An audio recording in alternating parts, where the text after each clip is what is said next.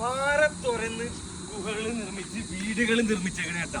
പണ്ട് ബുദ്ധിസ്റ്റുകൾ നൂറ്റാണ്ടുകൾക്ക് മുമ്പ് യേശു ക്രിസ്തു ജനിക്കുന്നതിന് മുമ്പ് അത്രയോ വർഷം മുമ്പ് ഒരു സജ്ജീകരണമോ ഒരു മെഷീനറിയോ ഇല്ലാത്തൊരു കാലഘട്ടത്തിൽ ഇത്തരത്തിൽ ഓരോ വീടുകളും ബുദ്ധ സന്യാസിമാർക്ക് അവിടെ ഇരിക്കാൻ വേണ്ടി ഒരുപാട് സൗകര്യങ്ങൾ ഒരുക്കിയിട്ടുണ്ട്. അതുപോലെ മഴ വരുമ്പോൾ വെള്ളം ശേഖരിക്കുന്ന തരത്തിലുള്ള പല കുഴികളും ഒരുക്കിയിട്ടുണ്ട്.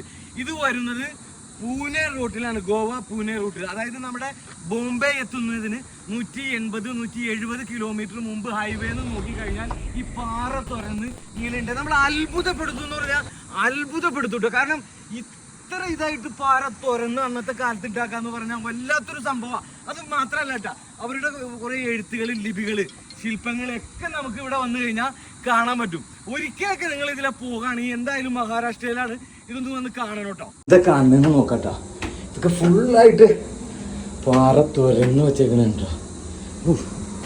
ഇവിടെ ഒരു ഇതിൻ്റെ ഇനിയും നമുക്ക് ഇത് മേളിലേക്ക് പോട്ടോ. ഇവിടെ വന്നിട്ടൊരു ഹാള് ഇവർ ഇത്തരത്തിൽ പണിത് വച്ചേക്കെന്ന് പറയുമ്പോഴേ എത്രയോ വർഷങ്ങളെടുത്ത് സംഭവമായിരിക്കും ഈ ഒരു സംഭവം. ഇവിടെ നിന്ന് നോക്കുമ്പോഴല്ലോ നമുക്ക് ഈ ഭാഗത്തെ ഒരുവിധം സ്ഥലങ്ങളെല്ലാം കാണാം.